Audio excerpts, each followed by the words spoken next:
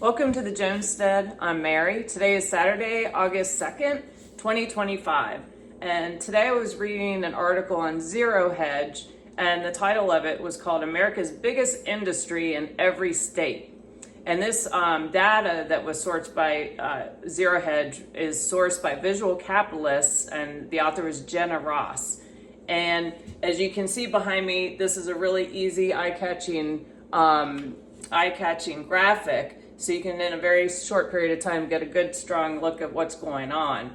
But it really surprised me, I guess. There are three main industries. You have real estate, manufacturing, finance, and insurance.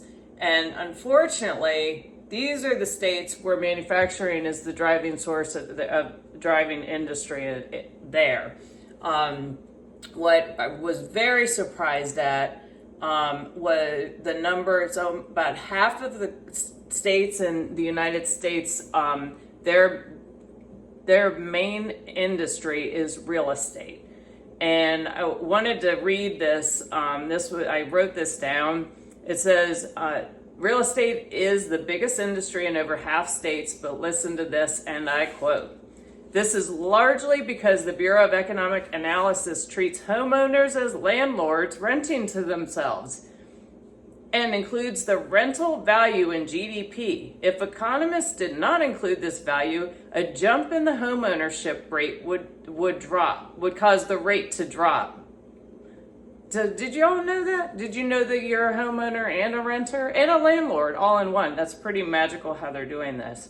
And I continue to quote, "On top of this, the real estate industry includes rent paid by renters, property taxes, construction, remodeling, and broker's fees." So if we take a look at, if you have states where their main industry is real estate, there are so many things that can go wrong with that. And we've seen it before in 2007 when we had the economic meltdown. You had the subprime market, you had the credit market ballooning, real estate values were ballooning, and every time you have a bubble, the bubbles pop. And you had the credit markets dry up, and people literally saw their rugs were pulled right out from under them. Values of their property went down. Remember, Countrywide went belly up. And it caused a catastrophe, a lot of heartbreak for a lot of people, and a lot of businesses just came to a standstill, went bankrupt, and took years for them to rebuild and make a comeback.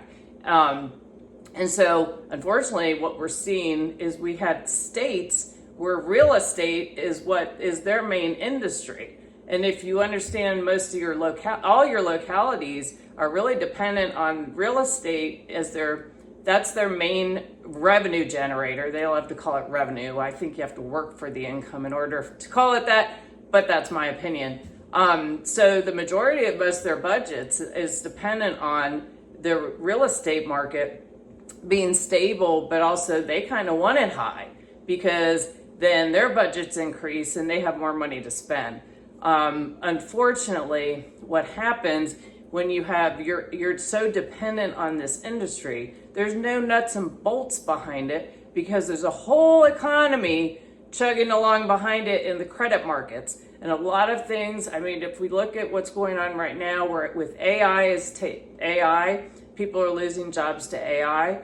You have a lot of people that are living on their credit cards. You have a lot of people that they're either priced out of the housing market or they've overextended themselves in the housing market. So what's really important, I think, for these states that are just that real estate is their main source of industry, is it's imperative that they diversify. And I like to see some of what's been going on with this current administration and really trying to bring jobs back to America, bring manufacturing back to America, where we're actually making something.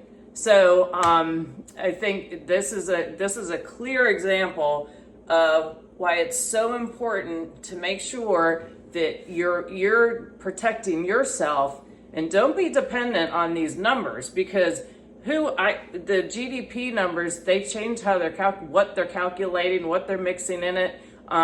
You know, it's just really astounding.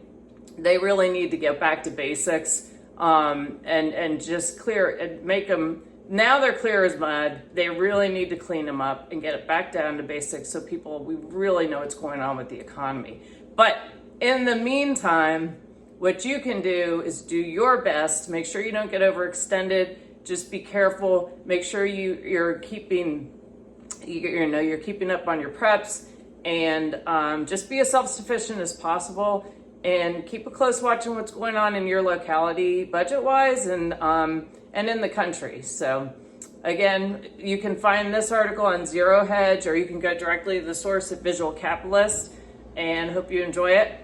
Have a great day. I look forward to talking to you again soon.